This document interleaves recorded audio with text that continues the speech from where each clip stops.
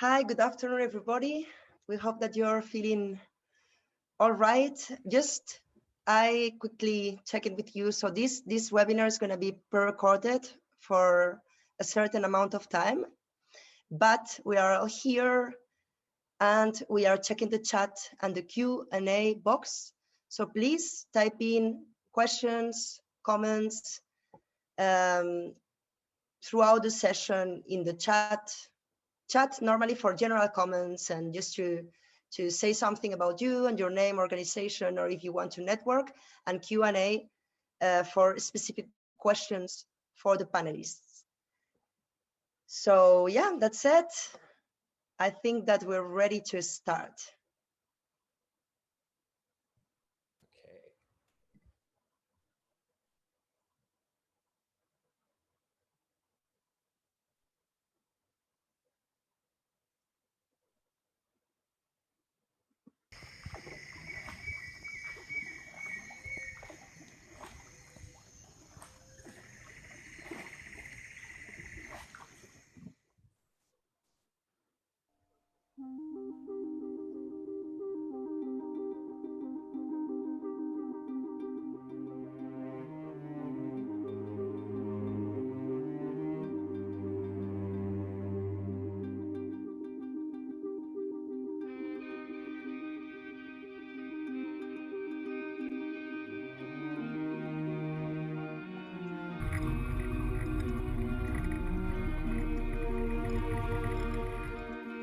At first glance, it's almost like looking at the Grand Canyon in America, but then when you actually start to really understand what you're looking at, it hits you even harder. Everybody's affected because the Amazon has such an important environmental impact. We're at that moment where if we are not acting, the scale goes in another direction. This is critical moments, more than ever in history. The Amazon is at a real crossroads. It's very close to a tipping point. Gold mining is one of the underlying things that's destroying this enormous rainforest. It's like the Wild West. The government launched an operation last year to destroy dredgers. Peruvian police raid an illegal mining operation. Rising global demand for gold has also fueled demand for a far less prized metal, mercury. Mercury from small-scale mines travels widely, moving up the food chain into fish and humans. Probably more than 100 police here, and they're bringing the fight to the miners. They've come in helicopter because it's just too far to get to by foot. Many miners are determined to fight. In March, 3 died while protesting against the new laws. The price of gold reached an all-time high this month, surpassing $1,800 an ounce. Illegal gold mining is a $2.9 billion industry, moving more money than drug trafficking. As long as the global price of gold remains high, this activity will continue.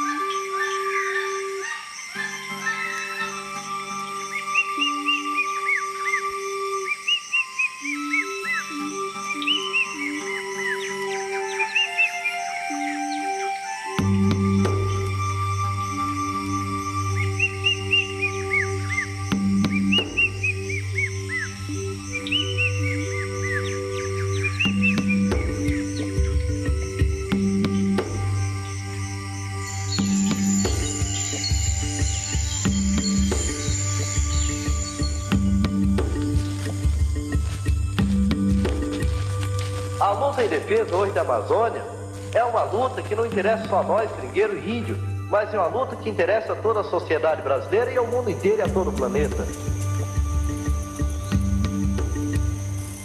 Não fazemos só o discurso ecológico.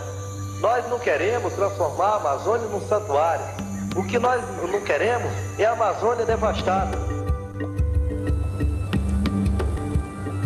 Já chega de tanto sofrer, já chega de tanto chorar. A terra é de quem trabalha, na lei ou na marra, nós vamos ganhar.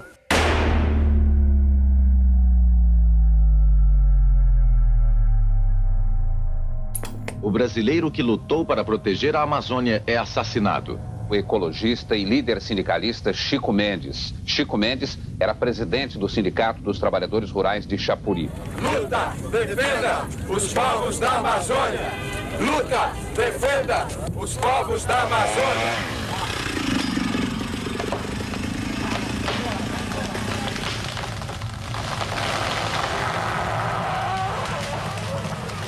O que nós queremos é realmente conquistar uma vitória que hoje nós merecemos pela luta que a gente já vem desenvolvendo nesse tempo. Não resta a menor dúvida que nessa luta aí, a gente está convencido de que mais hoje ou mais amanhã, algum companheiro vai perder a vida, alguém vai derramar sangue, porque nós estamos lutando contra um poderio econômico.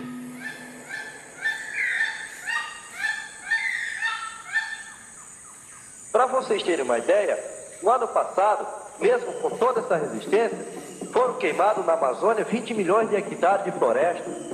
Se isso continuar, daqui a 10 anos, a Amazônia será um deserto. E se a Amazônia se transforma em um deserto, nós vamos ter uma repercussão muito negativa, tanto para o Brasil como para o mundo inteiro. E para nós, principalmente, que nós estaremos ameaçados a um genocídio.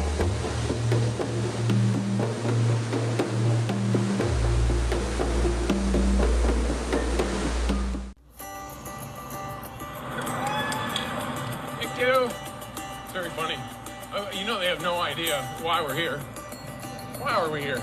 I've always believed that America offers opportunities to all who have the industry and will to seize it. These are the moments right here. You know, it's an interesting time with this election and all the changes that are coming. I've been running away from things, sometimes toward things. It's kind of hard to wrap your head around running from San Francisco City Hall to New York City Hall and trying to do it in 46 days, 70 miles every single day. 70 miles. I don't even drive that far like in a week. I walked 20 once. I don't care to do that again. Our entire economy is in danger. The economy just can't support our lifestyles any longer. It's all come tumbling down.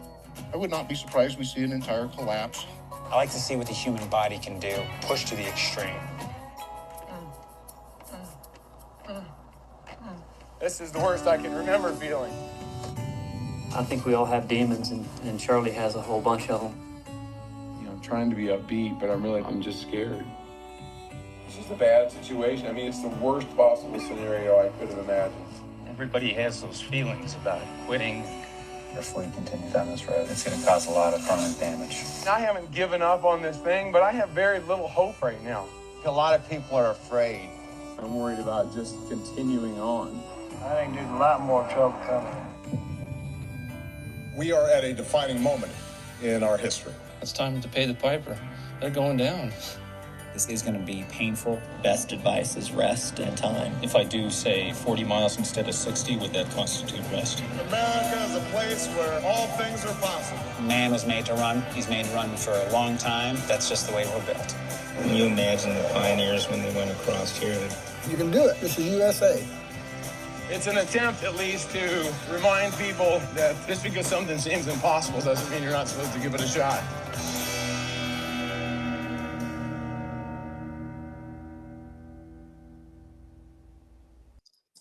Hi, good afternoon, good evening, everybody, and welcome to the session Beyond Words, Storytelling for Rainforest Conservation. My name is Veronica Rebollo.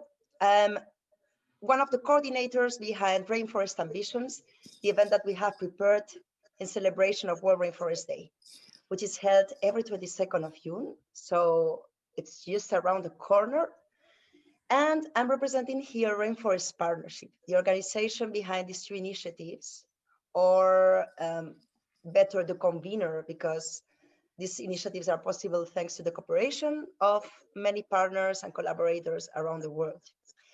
So yeah, we are very excited to be launching Rainforest Ambitions Global Summit for the very first time in an attempt to bring together organizations, collectives, individuals, their experiences, knowledge, and perspectives of those involved in the defense and restoration of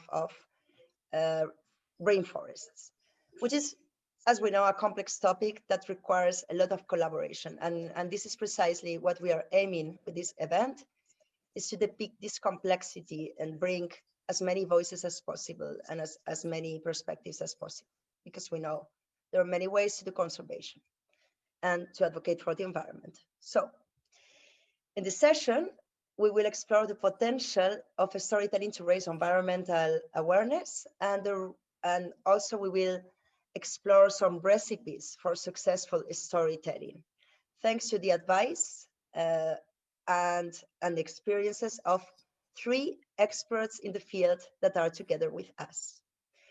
I will be hosting this session, but I'm not alone. My friend and colleague Nils Neumann, Vice President of the recently founded organization called Puente Colectivo, is here with me. He will be co-hosting the session. So yeah, Nils, welcome. Happy that you're here. And yeah, please tell us a little bit more about yourself and Puente Colectivo. So thank you very much. And thanks for that great opportunity to meet you guys here. Yeah, so I'm Nils. I also know Veronica from a project that we did together, like a documentary, and we are together in the newly founded foundation called Puente Colectivo in Freiburg in the south of Germany.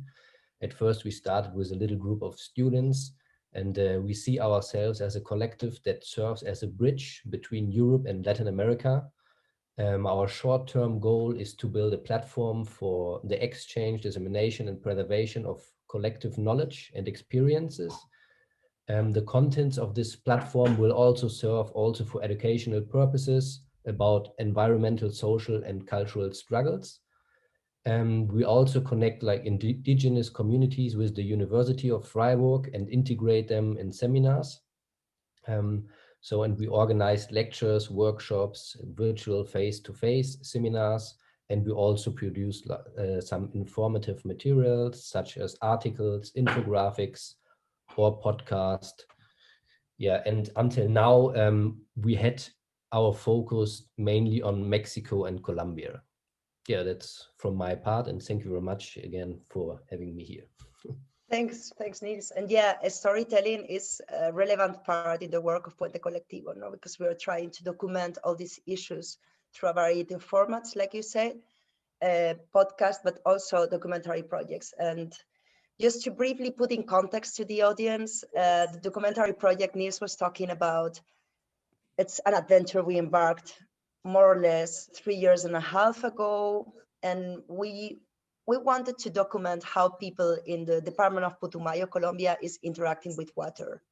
May they be indigenous people, rural or urban, and because the Department of Putumayo is such a complex area from a social political perspective as well, an environmental perspective, there's many issues putting at risk such connection or such interaction with water, and this is what we wanted to explore.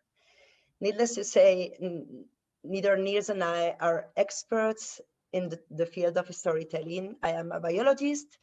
Nils is finalizing his studies in Romanistic language, but we really thought it's an important topic to cover, and we wanted to try our luck in this field. Thanks. Also, we are counting with cooperation from colleagues and advisors, but yeah, we couldn't be happier to have today 3 experts and have a conversation with them. They are amazing in what they do. So before engaging conversation with them, I would like to introduce them. So first of all, welcome Sara Dupont. She's the founder and president of the environmental NGO Amazon Aid Foundation, and she's the co-director and producer of the award-winning film River of Gold, which explores how illegal gold mining is putting in danger the Peruvian Amazon. Welcome, Sara. Thank you so much, Veronica, for inviting me today to speak to you all about filmmaking and activism. I am delighted to be here and look forward to our conversations and Q&A. Thank you. Thank you, Sara. We have as well Rafa Khalil with us, who is the founder of Duo 2, probably pronounced in Brazilian, which is a studio that creates and produces audiovisual content. And he's also the director and producer of different documentary series, like an incredible list of series, and including the film Forest People, that explores the legacy of rap tapper and environmental activist Chico Mendes. So Rafa, it is a real pleasure to have you with us. Thanks for having me here. It's great to participate on this discussion. You know, it's always a pleasure to talk about the rainforest. So let's just chat and have a good time, you know. Of course, thank you. And we also have here Rick Badaf, who is creative director behind Rock Paper Media, which is also an audiovisual studio, communication consultancy. I don't know, Rick, how to call it, but involving project conceptualization and planning, script writing and consulting, content creation, film and video production. And he's also Rainforest Partnership Advisor on communication and media. Welcome, Rick. Thank you. Thanks. This is awesome. What a star-studded cast we have here, as they say. Yeah, just happy to, of course, participate in any action that benefits us all, and look forward to the discussion and what we can all not only share but learn from each other. That's the goal. That's the aim. So yeah, we have a first question for all of you that could be addressed individually, actually, but what started first for you? Environmental activism or storytelling? Starting with Sara. Well, thank you so much, Veronica. My love for the forest started when I was a very small child, and I went into the woods on my horse with my dogs and spend all day there. And I fell in love, and I would just be there for hours and hours and hours, and the woods became God for me. So eventually I was able to go to one of the most amazing places in the world, which is the Amazon rainforest, with a bunch of some of the best forest ecologists on the planet. And I began to see this magical place and experience it through the eyes of scientists. And it's been a very long love affair with the forest, and as a witness of not only its beauty, but also to watch it get destroyed, I decided that I needed to turn to film. I looked really hard at what was making global impacts and what could I do actually at the age of 50 years old to maybe make a change and share with people why the Amazon is important and what they're about to lose and how can they engage, because if people don't know what is happening, then how can be part of the solution? So I looked at films at that time, which were Blood Diamond and Hotel Rwanda and Food Inc. And I decided that making a film was probably going to be the most powerful thing that I could do to hopefully make change. And so out of desperation and love for forests, I became a filmmaker. And it's been a 10-year process of producing this film and co-directing it. And we've shown it all over the world, and it's been a really amazing workhorse, especially with governments. It's been shown a lot in the US government. It's been shown in Peru. We were the first people to get inside the mining camps, which the film is about illegal gold mining in the Amazon. So it's a long story, and it's a film with many obstacles and lots of love. So that's how it all started. In the woods as a small child. And what an amazing career you have behind, and probably ahead now that you started with filmmaking as well, but what a career of environmental protection. Now for Rafa, sorry, was it similar for you, or were you more inclined to storytelling, that environmental activism at the beginning, and then you decided to also explore the field of environmental activism, because you're a very experienced storyteller? Actually, I think activism came first. Sorry, it came first. Since my childhood, my grandfather was a gardener, and when as a kid he taught me to love the plants and animals as ourselves, you know, like as equals. And I remember as a little kid, he took me to the woods to walk around and show me the plants. He knew all the names of the trees and plants, and that really stayed with me. And as I became a filmmaker, because I always wanted to work with creative stuff and stories and everything, when I decided in my career and I could do it, like to pursue the projects that I felt identified with and they had some purpose, I just dove back in myself and rescue that, you know, that value of living in harmony with nature, respecting nature, and understanding ourselves as nature, not as something apart. And that's something that I learned with my grandpa. And I think that's something that we're getting disconnected as time is going by, because civilization and the urban landscape just makes the forest becomes abstract for people who live in the city somehow. But if you think like what's abstract, in fact, is the cities. The cities are something that we created. You know, the nature is always there. That's the reality somehow. And as a filmmaker, I try to work as a bridge. Because I understand that people are in their daily lives, immersed in their urban lives. So maybe these stories that I can go capture and bring to share with them, maybe they can get in touch with nature somehow, or maybe deal with nature in their own world in a different way. Maybe have some plants in their house. Maybe don't throw the trash in the streets. Anyway, I just think that somehow I can function as a bridge to make this legacy that I inherited from my grandpa and for next generations, you know. That's amazing. Thanks for sharing. Do you think as well that storytelling is the tool to use nowadays to drive more people into conservation? Yeah, I definitely, you know, I think that, I don't know, we all know that, you know, we're living in an era of video, of image, you know, and it's not just pictures, but video, you know, like you go to TikTok or Instagram, you got these stories, like we're talking about video all the time. We're consuming video as crazy, you know, as never before, if you think about it.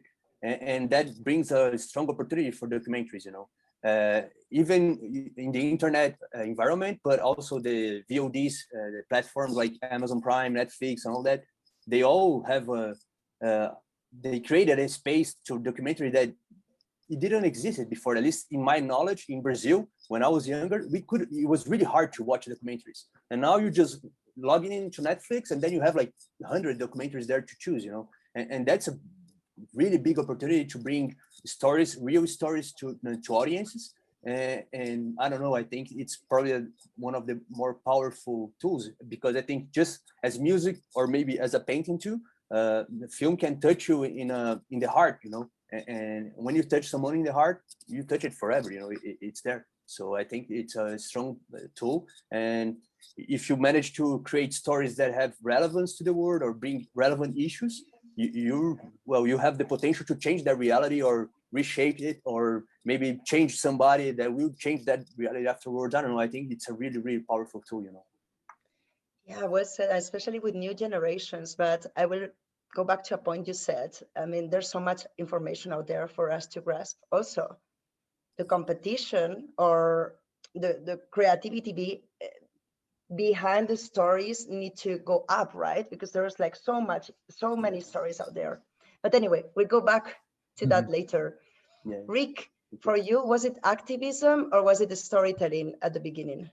I'm going to say it was more, an awareness, rather than the activism. So certainly environmental awareness and just, how we're connected to nature and our surroundings came pretty early. In America, other places I believe too, but we have this, summer camp is kind of a big thing here in many parts. And so at a relatively young age, at 8 years old, I went off to an overnight summer camp up in New Hampshire, which is in New England, in the beautiful sort of pine forests up there. And just all day, I mean, you're sleeping in cabins, which are just basically bare wood and just have little netting on the windows, not even official window. So you're essentially like sleeping in nature as well. And all day long, you're out doing activities by the lake and just running through the woods, and it just gave me a certain just a deeper appreciation and awareness. And I think that it's always stuck with me in my background. And then it was until when I got into college, I realized you could major in film, like all these amazing films that you saw. You're like, wow, they can you can learn this and teach it, and sort of major in it. So I did that, and majored in film and went out to Los Angeles, where you go here in the US, and you make your way through and around and up and down the ladder. And I would say over the last 15 plus years, the appreciation and the awareness and the the knowledge that you gain just with extreme news about our situation and whatnot, they've come together really well. And I've sort of taken my camping career and turned it into a little side adventure athletic career, where I've been able to travel all over the world to compete in these amazing international races, and combining that with my ability to know how to turn on the camera and shoot some images. I've been able to put these two things together over the last, like I said, 15-ish plus years. And so yeah, it's really amazing when you're not only just learning it, but you're out there and you're seeing things. So one of the recent projects that's still hopefully coming to fruition is just a documentary that I was I would say thrilled to be a part of, because unfortunately it's a big issue, but it has to do with palm oil and the palm oil industry and how it's destroying much of our remaining forest habitat. And I got to go over to Sumatra for several weeks, and we went deep in the jungles. And so anyways, we can talk about that later. But yeah, it's kind of been a cool, interesting parallel course this whole time. And it's culminated in, yeah, exactly what I do now, which is use all my skills to help bring about the change that we're all here to talk about and hopefully enact. Glad that you can conceal all your interest in this career, Rick. Mm-hmm. Now, Nils and I had specific questions for each one of you, because we are very interested in your work, and also because, especially with you, Sarah, we relate like to the path taken. So you started, you don't have a storytelling background, right? If I'm not wrong, you started. Correct. No storytelling background. You started and no filmmaking background. Exactly. But anyway, you managed to put together this amazing documentary, to direct it, and to create such an impact. So tell us a little bit about the motivations to choose this specific topic. How did the idea emerge?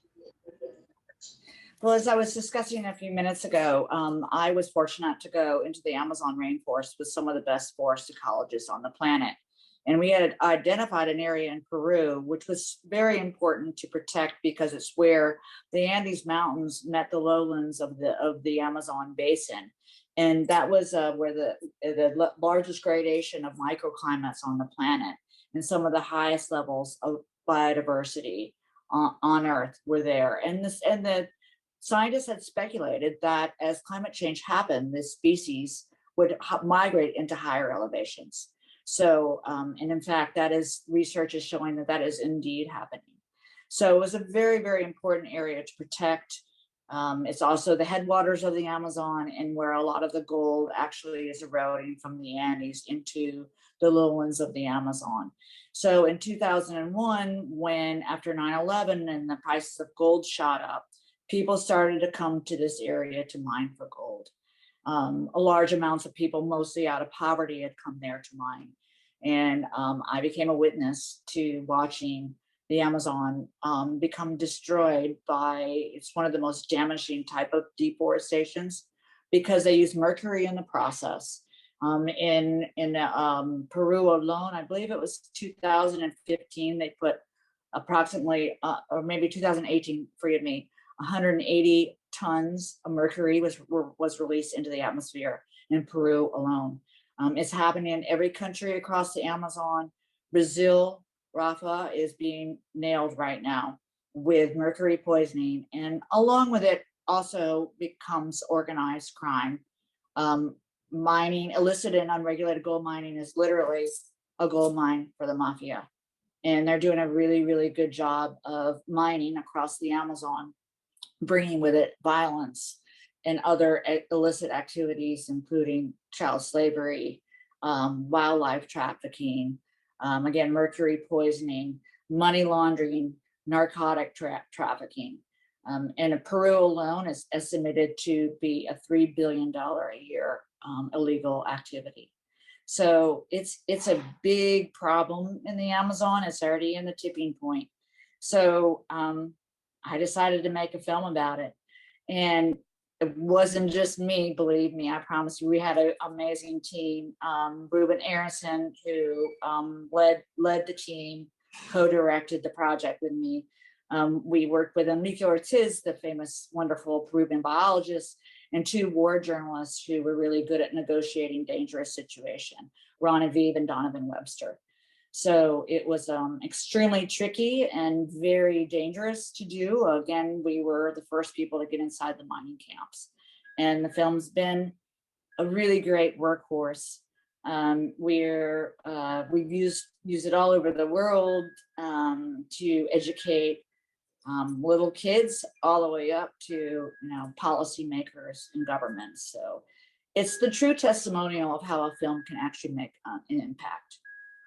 Some of the main people that took us in were a couple that worked to get child slaves out of the camps, and they knew how to negotiate, how to get inside the camps without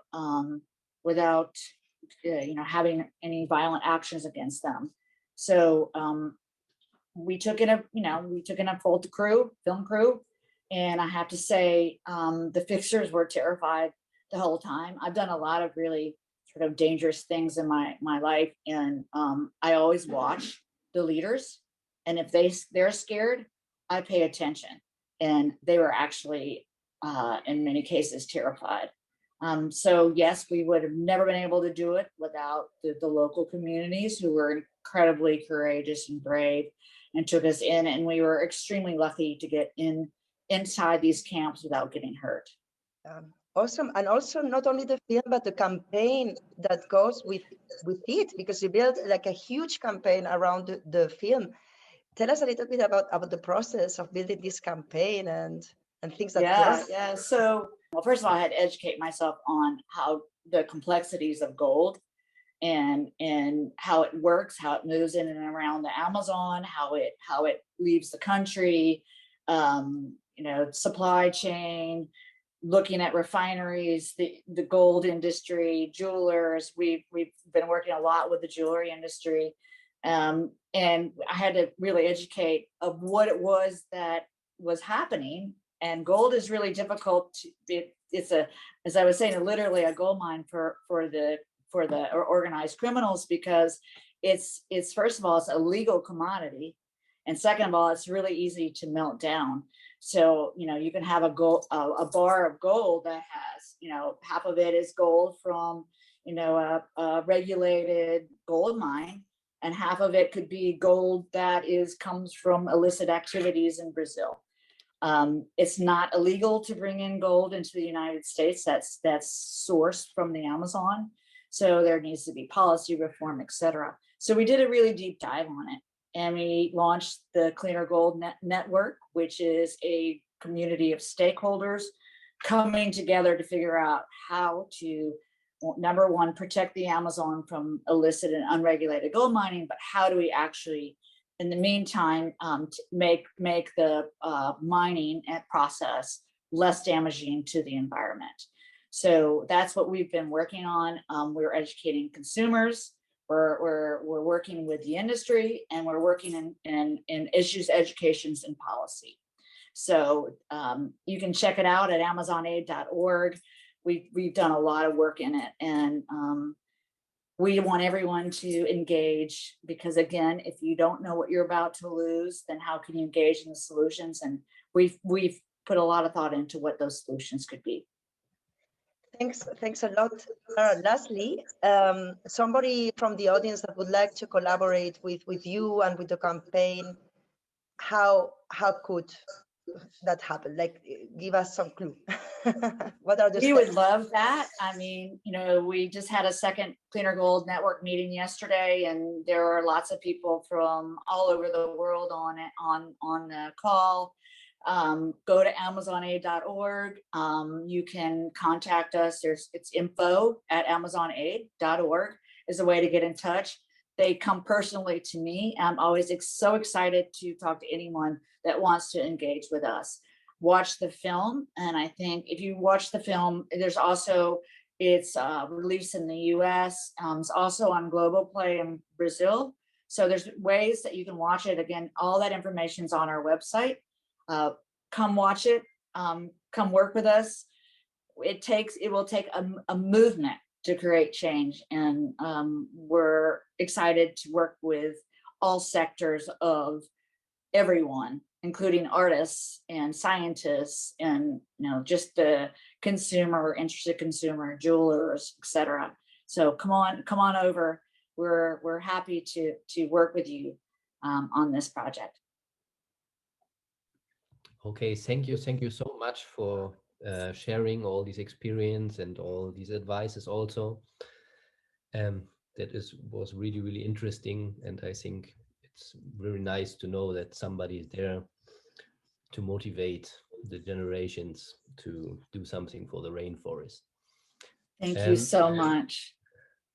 Now we will come to Rafa Khalil. And we will come back a little bit to the storytelling. That would be really an interesting thing, because you have really a wide experience in recording. And do you have like a strict, rigorous protocol in place of choosing a topic, establishing links, developing a treatment, recording what is strictly necessary, or is there room for improvisation, for instance, when recording in the field? Well, that's a really cool question,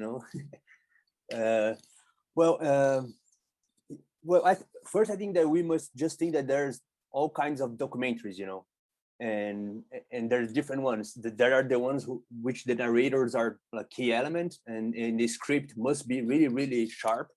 But I'm personally not really interested in those kind of formats. When I try to shoot, I just do a script on post-production. Actually, for me, for documentaries, of course, I don't think the script will work too much on before shooting. So what I do as a creative process, I really believe in research. I research a lot the subject that I'm going to shoot. Research as much as possible, and after I do a research, I just try to set an intention. What's my intention? What do you want to talk about in this film? What is it about? Whenever someone watch it, what will they take out of it? What's the and when I get this intention in Forest People, for instance, I had the intention of people to understand that we can still live in harmony with nature, and nature is still there. It's just us that just got further away. And I wanted to show how those people are still living there in a really beautiful way somehow, and how people who are not aligned with the forest are pressuring that, and how progress is pressuring the forest until we'll probably swallow it, And I remember that I said to the crew, and they got really pissed off with me in the beginning. I said that my idea is that we're probably gonna shoot a funeral, we were shooting a funeral, rainforest funeral. And when I said that, people got like, so why are you shooting it? I said, well, we need to shoot it because it's happening and the funeral is happening. Maybe if people react, maybe we can rewind it, but it's happening, you know. When you go year after year, the rainforest is diminishing. So that was my main intention, to show people that forest is threatened and is still there and not for much time if we don't react somehow. And when I got to that, I usually try to create what I call like a mind map, whatever. What are the key elements that I understand that are important to people so they can understand that, you know, that the reality, the universe. In Forest People, for instance, we had, I don't know if people are aware of the film, but it's a documentary about Chico Mendes' legacy. Chico was probably the most biggest and important Brazilian environmentalist ever, and he was murdered in 1988. So we shot in 2018 to show how is that place 30 years after his murder. That was our idea, our strategy, and so when we did this mind map, we had Chico Mendes as a historical element and important for that area. So we needed to have him in the film somehow, and then we had the rubber tappers who are still living there, and they are like the disciples of Chico. They are his followers. So we needed the way that they live in harmony with the forest. There was another axis, and the other axis was the political fight, because they do have a social movement and they fight politically for their rights and for forest rights, because without the forest they don't exist. They are like a symbiosis. So that was an important axis. Another axis that we thought it was really, really important was the indigenous people, because they are there for 1,000 years. I mean, they're the people, the native people who are there. So we said, if we're gonna talk about forest people, we need to show how native people are living in that ground since ever. And Chico also, when he was alive, he articulated what he called the Rainforest People Alliance, which was the rubber tappers and the native indigenous people. And it was the first time, at least in Brazil, when white people and indigenous people got together to fight for the same thing. You know, it was a really different thing. And he did that. So I understood that we needed native people and the rubber tappers to show the Rainforest People Alliance is still living until today. They are still connected, they're still close, and they're still helping each other to protect the forest. But then this is like a fairy tale. Everything was fine, you know. Oh, they live in harmony with nature. The indigenous people have all this knowledge. Oh, this is beautiful. And we didn't shoot like a naive film somehow, you know. We want to show people that, okay, rainforest is there, but it's threatened. So then we got the police fiscalization, environmental police fiscalization, to show the destruction happening real time somehow. So when we got this access, I was sure that I had the movie, you know. Oh, we have a movie if we go through all these points. But which movie it was, I didn't know for sure. I know that I needed to capture all this to build this reality cut, whatever, and try to potentialize this story, you know. And with that in mind, I had some sequences that I understand that it was key sequences on the film, like when Chico Mendes' cousin meets the native people. It was a metaphor of the Rainforest Alliance. Rainforest People Alliance. So I understood that this is something that I needed to shoot. This is for sure. This was scripted somehow as a context that I needed to produce to make it happen.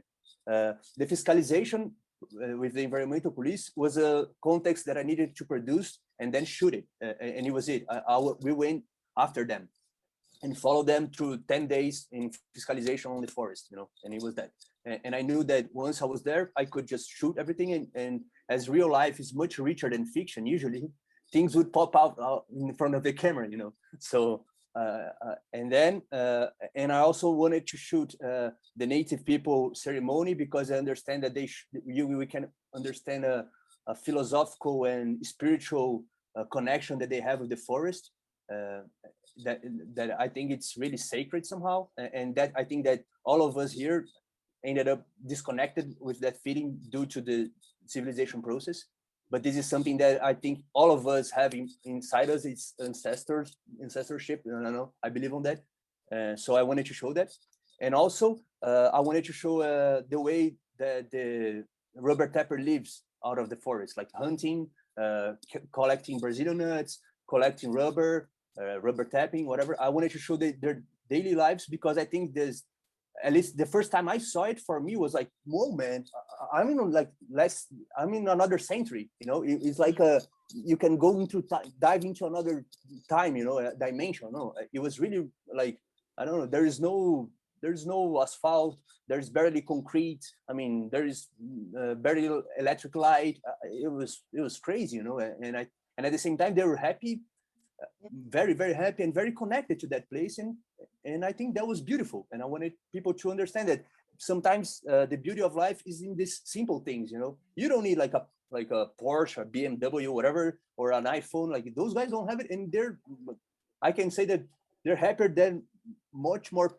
There are a lot of people that lives in a city, you know, that has the depression, the anxiety, and all that. I don't know. I think there is like a lesson of life there too.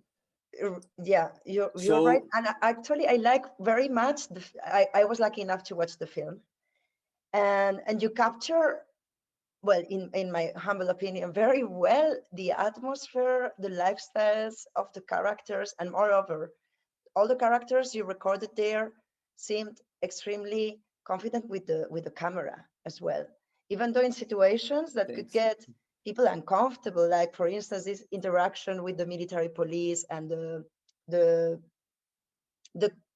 guy that cut the Brazil nut tree, and it was illegal, so he was being busted. How do you create? So I have two questions. How do you create this trust with the characters? What does it take? Okay, that gets to the other point. You know, when you get this mind map and all this intention and key elements that we need to shoot, we just went to the rainforest, and then I think there's another key element for documentary. When you think about this, like character-driven documentaries, it's time. You know, you need time there. We need time. So there was a production decision that we had. We chose not to have like a big crew. No, I want a compact crew, as small as possible, but I want to stay there as much as possible with the money we have. You know, that was our strategy. You know, so we have a really, really small crew, 2 people, sometimes 3. You know, at most on set, and then with that we ended up staying more than 120 days over there. So we went 5 times during a year and a half, and spent during this year and a half more than 120 days. And we had the time to create this intimacy with them, the trust. We had the time also to see the time of nature. For instance, the Brazilian nut tree, you just harvest it on the rainy season. Acai, for instance, you just harvest on the dry season. So if I want to have both, I need to like have a year of interval between the shootings, you know. And we planned to do that, to have time. And also I think there is also a strategy on field, you know. When you I during my years of shooting, I developed some strategies that are kind of stupid when I will say it, but they're really effective, actually, you know. And one thing that I do a lot is that well, when I go to this kind of places, when you're getting there to shoot a people's life story, you know, it's their life, and you're going to shoot it, you know. You're going to put a camera in front of it, and how it's going to be real, how they're going to react spontaneously and everything. So I really try to be really open to them, you know, either if I'm with the camera or not. I'm really open in a really true way. It's not like I'm planning, you know, to manipulate. No, it's really true. I'm there for real, totally for real, with my heart open, and I try to share a lot of personal things from myself to them, so they can know me and they can see that, oh, I can relate with this. Oh, I don't agree with that. I don't know. I try to be myself, like, and show myself as much as possible for them, so they can see me and understand who I am and what I'm doing there, so they can start opening them up. And I do a lot of jokes. I with myself, you know. I always ridicularize myself with them, because you break the ice, you know. For instance, like when we collected, we shot them harvesting Brazilian nuts. We returned it to the house, and they started opening that with that big knife. Bah, pow with the little coconut, and the, like their fingers like dick, and the blade comes like pa pa. It's like, my God, you're gonna and say, I'll never do that, you know, I'll cut my hands off. And they start laughing, of course, you know, like, I cannot do that, you know, you're crazy, you know, try Rafa, try. And then I tried, of course, but I never put my hand. I just had the coconut on the ground, and it's like pa, and of course I missed out all the time, you know, and they were laughing as hell, and that helps, you know, to understand that I'm not more than them, you know, I'm really in an equal situation. The difference that I have a camera capturing the moment that we were living here, and I try to create that the way that I impose myself in that reality that I don't belong to, you know, and I never try to be part of them, you know. Like I know I always say, oh man, you guys from here, like, because they're from there, you know, and I'm never gonna be from there, even though I love them. I feel that they're like part of my family today, because we have a really intense process. But I'm not from there, you know, and it's important to set that mark, you know. For instance, when for the environmental police fiscalization, when you set that mark, that's easy, you know. When I was there I was following the police, and then they busted the guy, and the guy, oh, and that camera. I said, no, man, I'm working here. I'm not from here. I'm just working. And you can say everything you can for the camera, you know, as much as they can too, you know. And then the guy understands that the camera is not an enemy. He can help him explain himself and try to show that he's not guilty or whatever. In that case, it's not true, but the guy felt that the camera wasn't there to screw him up, you know. The camera was there just capturing that, you know. So if he could be innocent, he could prove that to the camera. If he was innocent, he could. The camera was there for that, you know. But in that case, he wasn't. But in his mind, he's not guilty. There is like a distortion of perception of reality. So he keeps defending himself, and he thinks he's okay. You know, it's crazy. And I don't know. I think those strategies are the ones that I really, really think it's important. And the other one, which I think it's also really important, is I try to use small cameras. Because then they're more agile and less show off, you know. Sorry about the English, but and one thing that I do also with the camera, which I think it's really, really changes your relationship with the character. For instance, I was in one of the characters' house first day, and they were all kind of tense, you know. I was, you know, just mounting a camera. And then I start talking, doing my jokes, as I said, and breaking the ice and all that. And suddenly the guy's wife was going to take the trash out. I just turned the camera on and shot that. And they're like, what is she? He's shooting. I'm just taking the trash out. And I was like, no, it's okay. I'm just shooting your life. It's okay. And then when I did that, and when I do that a lot in different projects. I try to break the pressure of having the camera on. You know, I'm shooting anything, whatever. You know, I'm just shooting. And when I need to shoot something that is important, they don't mind, because the camera shot a lot of things that is like cheating. You know, so now it's just another time that the camera is on, and then I start to break this barrier between the camera or the moment of recording. You know, like it just melts with the moments when the camera are turned off. You know, you get to the point that it's the same thing. It doesn't really matter. And another thing that I do a lot, sometimes I just with the camera here, and I kind of know the framing, and then I just don't look at it. I just talk to the guy with the camera here. I just keep talking. Sometimes and like it's not like the camera between me and him. No, it's just us. You know, and the camera is here and it's shooting. It's all right. And sometimes I lose the framing, but then I just use voiceover. You know, I just put an image over it or try to. But the camera is rolling, and it's there. You know, it doesn't really interfere in our moment. You know, and those are some of the strategies that I try to use during the last years, and they kind of work. I think those advices are called, Rafa. Like really, you're giving us so good advices. And the very last question, because we're super curious about it, because we have many struggles ourselves, but very briefly. Rafa, would you go for narrators or not? Would you rather let people tell their stories through observation and through interviews and so on? I always try to avoid narrators. I understand that they're really good too, narrative too, but I really love to give voice to the characters. You know, I think they have so much to tell, and their speech is so true because it comes right out from their mouth. You know, I'm not writing something for someone to read it. No, they're saying that. You know, it's their way. You know, to express themselves. So every time it's possible, I try to not use narrators and try to give voice to those people, because I think that we don't do that a lot. You know, we are kind of addicted to put voiceovers and to put our voice in the films. You know, which is a narrator actually. You know, that I try to create my story with their voices. You know, I don't know. I like that exercise, and I always try to do that. You know. Okay. Thank you. Thanks so much. Now let's talk with Rick about. So once you have your project finalized, or your idea of project wrapped up, how to use the best language to reach out to an audience, to have people put attention in your movies, or even people interested in investing in a further project. Rick, because tell us. Oh no, yeah.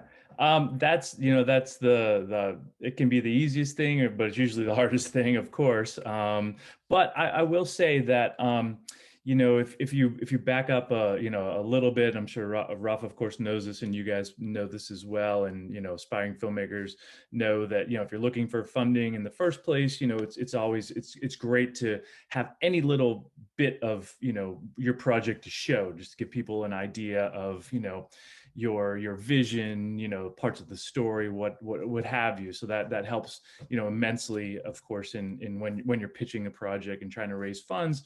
So similarly, in theory, if you have a finished project or very close to being finished, then it's easy for people to attach themselves to it, either emotionally or financially or whatnot. I mean, in this day and age, there's one thing I was thinking of when we were having our discussion beforehand about this is you network a lot these days. I mean, it's so the internet is a blessing and a curse, so to speak. I mean, we all spend hours a day mindlessly doing stuff, but on the flip side, there's so many tools and avenues to reach out to people. I'm on LinkedIn a lot, and if you see a connection of a connection, or hey, we're friends with this, it's amazing what happens when you use these tools to reach out to people, to ask for their help. Hey, this might not be, even if it's somebody you do know, or your mom's friend or something, say, who might make big Hollywood movies, and you have a documentary, and you'd be like, hey, I know this isn't exactly what you do, but can you refer me to somebody? And it's really nice to have that tool, literally what we're talking on here, to work every angle that you have. Traditionally or classically, it used to be like, gosh, there was only a handful of little distribution houses for the actual movie theaters. Now there's video on demand. I mean, heck, you can practically self-launch your own video these days, or film. I think I've had friends that have done that. Apple and all these other avenues where you can put something on there. I know one, sort of, I don't call it a trick or whatever, but a good way is to, if, let's say you have your own website, or again, you're able to get it on Apple or some third-party thing, or even your social media. A good way is to get momentum and get a lot of people engaged that way. People think, oh gosh, I have to sell this whole thing first before I can start whatever, monetizing it or making money back. But heck, if you can show people not only that you have a film that's either finished or very close, but that, hey, I just, I created this website, and we've had, 10,000 visitors this week, and 10,000 the week before that. People, take notice of that sort of thing. So, things you can, there's a lot in your court again these days with technology that you can, literally prove to people, hey, there's an outlet for this. So, I've had friends that have done that on projects. There's just so many avenues. Don't disregard any of them, I would say. Okay, thank you. And lastly, when talking about written messages, what style would you go for? What is your style? Is it direct, bold? Is it?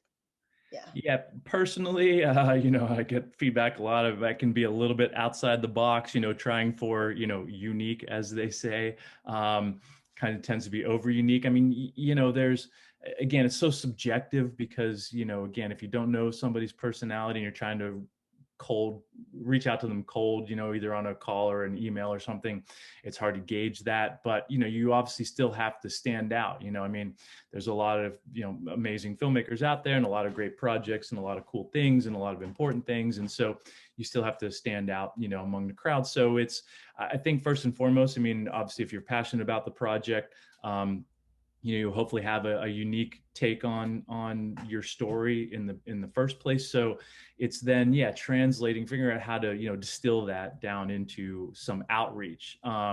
So, what I've had to learn, because again, I'm a writer and I like to, see how many words I can get, on a massive, 17-page, note to somebody, but, people are like, just keep it simple, keep it simple and engaging right up front, and sort of, lead with like, hey, I've got this amazing story about, what have you, Chico Mendes, a tale that hasn't been told about him yet. And, we had this amazing, unique access to his family and, some people that know the story really well. And so, please take a look at our trailer, and you give them a link. So there's ways to entice people. Again, that's one thing I have to learn to be better at, because I go on and on. Well, here's, a note from my third grade teacher and, all this kind of stuff.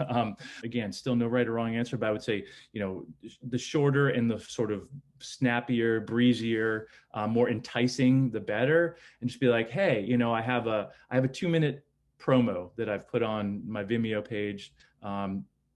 Please check it out. Follow up, persistence is absolute key, follow up and follow up and follow up, almost until they say, get out of here. I mean, there's so many stories throughout history, not only in business, but of course in filmmaking.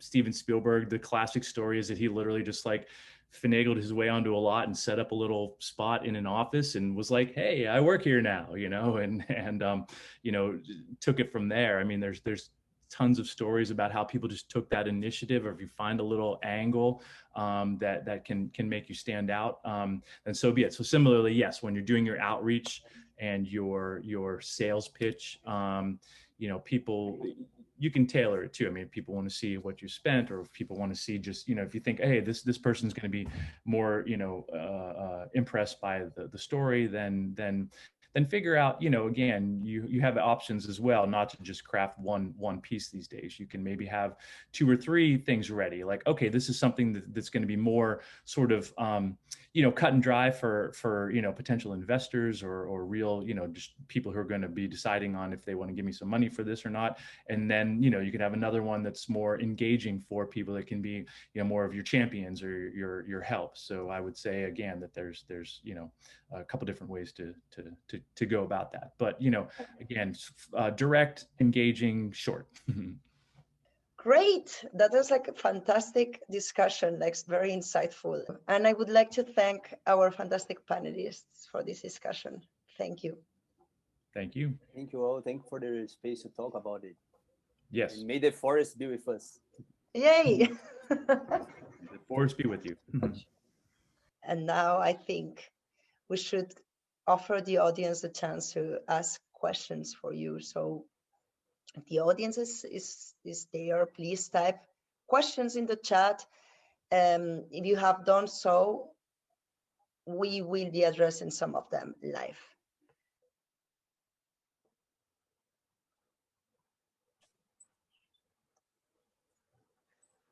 All right, so thanks a lot for being here with us today. So we have Sarah, we have Niels, Rafa, we have Rick, we have, all of us are here to answer questions, and I can see that there's a question for each of you, but I will start maybe with the one addressed to Sarah, because she was unfortunately not with us during the whole discussion because she had an emergency, but Now, Sarah, we have the chance to address some of questions that, one question that we personally wanted to make you back in the day. So what are the barriers you face as an independent filmmaker without the backing of a huge studio production company? And how do you overcome barriers like that? For instance, for anybody among the audience that would be interested in doing something similar. Well, thank you. And again, apologies, I had to leave earlier in the session. I was dealing with a family emergency. So sorry about that. Well, I have to say what Rick mentioned was to be tenacious and just never give up. So when you're making an independent film, it's just very difficult. Getting distribution is one of the hardest parts, I think, when you're making an independent film if you don't have the backing of a studio. And we really did struggle with that. Our budget, we made the film on a shoestring. I actually had lots of friends that helped fund it. I self-funded a lot of it. But the obstacles are real and they're hard. And one of my friends, Sissy Spacek's husband, Sissy Spacek's a very good friend of mine. She's one of the narrators of the film, but her husband, Jack Fisk, has also been in the industry forever. And when I said I was going to make a film, the first thing he said to me was, Sarah, do you know how many documentary films are made that never, ever, ever get seen? And I'm like, oh, it'll be fine. You know, it's going to be, we're going to get it done. It's just such an important topic. I got to go do this. And he was right. It was very, very, very difficult to get this film out, and a lot of work and just never giving up. And so, you know, I'm saying, you know, for those that are independent filmmakers, making your own film independently is such a joy, and because it's yours and you can create what you want. But know that you have to, you know, it's a lot of work, and you have to keep plugging along and just believe in your project and just keep it going. That's all I have to say. And hi from the woods. I'm happy to be in my favorite spot here. Thank you. Thanks, Sarah, for this advice. And also for bringing us the woods with you. Can hear some birds as well. Fantastic. All right, now there's a question for you, Rafa. I see that you're typing it in, but maybe you want to answer it live. So the question is, what do you think is the future of storytelling, especially for young people with limited attention spans? Of course, nowadays we are constantly bombarded, young and non-young. How do you adapt your storytelling methods to changing times? I think that's a really interesting question, because I think it has both sides. You know, at the same time, it seems that all this new generation has less and less attention for content. At the same time, they never consumed so much content as before. You know, so and I don't know. I think that there is an organic way to deal with the narratives nowadays. It's really fluidity, you know, and we can rely on that to bring relevant stories. I have, for instance, I have two daughters, and both of them can go from like a 10-season series to a 15-second TikTok video in an easy and really deep way at the same time. You know, like they're really connected to narratives and video narratives. So I think that it's a strong opportunity for us as content creators to create stuff the dialogues with that. From my professional perspective, I try to create not only one piece of work, like I try whenever possible, I try to create fragments of it so people can access the content in different platforms or different ways, and try to reach the message, each one in their specific hub, or I don't know if it makes sense, but that's the way I'm dealing. Try to give an example. When I do some series for cable TV channels here in Brazil, we always try to create, for instance, a VR experience that goes to the digital platform, so young people can experience this immersive video, and maybe later on go to the cable TV channel and watch the series for real. So And the series for you sometimes just will reach a older audience, but it's okay because the youngest audience will be reached on digital side. So we try to think the stories in different platforms and different outputs whenever the project allows it to. You know.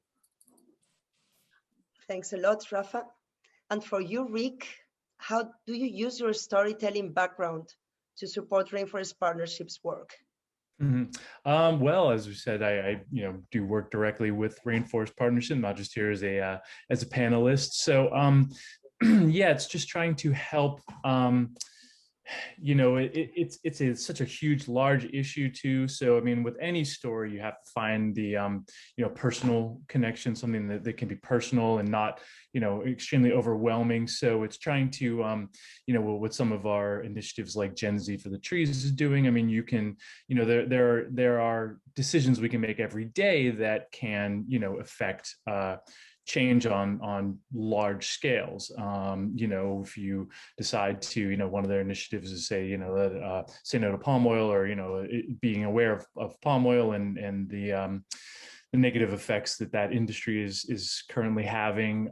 There's still little things you can do. So anyways, in terms of what I'm doing with and through Rainforest Partnership, it's finding that connection. Again, there's lots of issues, rainforest included, and you might not feel connected to the rainforest, if you live in Chicago or even Rio de Janeiro, let's say. It's a big city. I'm sure you feel like you're far from the Amazon. But it's trying to explain to people how we are all connected and how it does affect us all. So it's really just it's all about that. I mean, storytelling. Why why the good films are even space westerns and sci-fi movies are attractive to us is because there's always some sort of human element that attaches us to that story. So it's really about finding that connection at the end of the day. Right, thanks a lot. And then there's a last question by Krista Dilavak, open, I think, to whoever may want to answer it. When you are looking for a story to tell, how do you choose your partners? I can start. I think it's just, what are your strengths and weaknesses first? What do you need? Some of us are better creative. Some of us are better, what you would call a producer, who is more of a, person who can, plan things out and see the X's and O's and say, okay, we have this much money. What can we do with it? The left brain, right brain, maybe you're one or the other, and you need the other side to help you. So that would be the first and foremost thing. Okay, I have this great story and I love telling stories, but I just simply don't know how to, raise money or, create a budget or simply plan how I'm going to shoot this. So there's those, that's probably the number one factor in terms of partners. Then it's, can you get along with people? I mean, there's so many personal issues in it as well. If you have something that you need to go shoot remotely, can that person or can you both get along? So there's a million different answers, but I'm not sure. Maybe Krista, if she's able to type real fast, any more details in what you're talking about in terms of partners. If it's something that's more upfront, like how do you literally partner with somebody to start creating your project, or something of that nature, maybe that can help us answer a little bit. We are looking for partners to help us. Okay. Oh, looking for partners to help us. Okay. Yeah. Maybe we can allow Krista to phrase her question and explain a little bit more. Yeah, I mean, again, you can find people to help you if you have just an idea and you need to write it out into a treatment or even a script. There are, again, as I said earlier, you can take advantage of the internet. There are ways to connect with people or find help with, writing things. You use all of your connections. I mean, that's what's nice about the internet is you have, a vast network of people at your fingertips. But I think probably if you're watching this, I would say that you're probably, wondering, how do I start? I just have simply an idea that I think is very relevant or timely or just important to tell. So how do I find people that are going to simply help me bring that to life. So, you know, as Veronica and Niels have said, they're not, you know, they didn't come from a professional filmmaking background, so they've kind of had to, you know, figure out this process as they go. I mean, they obviously found each other somehow, and so yeah, I mean, there's nothing like you know, I think I was reading something recently. It's like, you know, you only fail if you stop trying, really. You know, so you can, that'd be the one advice, like just keep going, you know, be tenacious, not only in if you're seeking funding or if you're seeking, you know, distribution or something like that, but just be tenacious in saying, yeah, I need help, you know, I'm looking for somebody that can do this to help me or what have you. So yeah, I would say that, you know, just tell people, you know, they say there's that energy when you're, and when you put something out into the world, you know, even if you're sharing the story with somebody, you know, if you put it out into the world, it becomes real. And so you can gain confidence that way too. Yeah. Thanks a lot, Rick. And let's see, Sarah and Rafa, if you have a last advice as well related to this last question from Krista. Yeah. Well, Well, go ahead, Sarah, please. Ladies first. Oh, thank you. Again, like Rick says, be tenacious. Go find, you know, go to all your connections. Look under every rock. You'd be surprised what you find. Also, you know, you just want to make sure that your team is skilled. That's really important when you're going to shoot or even helping with distribution, and impassioned. For me, like, this was such a project out of love that we, you know, and really concerned for the Amazon and what was happening, that it was, our team was very into the cause. And as I said when I first started, before I had to leave, was that it was a dangerous film to make. So the group was very brave, and we were all really cared a lot about the topic, but they were also skilled. So, you know, just, I think it's great to find people that care, that you can work with. That's always a good thing, and make sure they know what they're doing. Yeah. People have, yeah, sorry, if I'm jump in, of course, you know, everyone wants to know how to get money for this. I will say, like, in this day and age, like, I have the gray in the beard, and I came into this business at a time when you literally had to go sort of, you know, to Los Angeles or something, and they only had big giant movie cameras that cost hundreds of thousands of dollars, and you couldn't, you know, make a film unless you went there. Today, I mean, you know, people shoot entire movies on their iPhones and stuff like that. So don't be discouraged by this notion of I need X amount of dollars. I mean, again, throughout the history of movies, people have made, you know, big movies, so to speak, on shoestring budgets. So you know, just don't be deterred. It might take you longer for sure, because you might only be able to rope your friends into helping you on the weekends, you know, and people make movies that way all the time.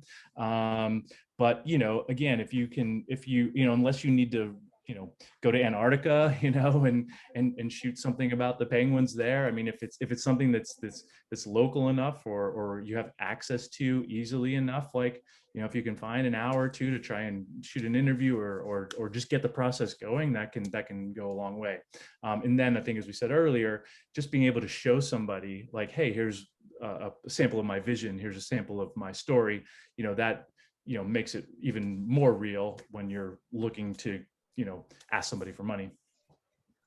Thanks a lot, Rick. And since we are running out of time, I would ask Rafa for the last piece of advice for a inexperienced filmmaker. In one sentence, Rafa, what would you say to that young person starting their path? Keep doing it. Yeah. All right. Thanks very much. I hope that you enjoyed this conversation as much as we did. And yeah, as a last remark, right now in 10 minutes, we're streaming in www.worldrainforestday.org a conversation with the film-making company or association called Tauna, which is film from indigenous land. So it's a group of little film production led by indigenous people that want to decolonize the arts, and they want to invent their own aesthetic and their own way of telling the stories that are relevant for them. So we welcome you to join the conversation. It's in Spanish, but with English subtitles. And yeah, to get in touch. And I believe that this is a conversation to have as well later, how to decolonize the arts from our Western perspective as well. How could we help? So I would love to help with that. Yeah, that's amazing. All about issue. the arts. Great. Thank you. This is for a second round of discussions. Cool. Thanks a lot to our panelists. All right, thank you. Thanks a lot everybody for tuning listening. in. Pleasure. Yeah. Thank you to everybody who tuned in. Ciao. Ciao, thank you.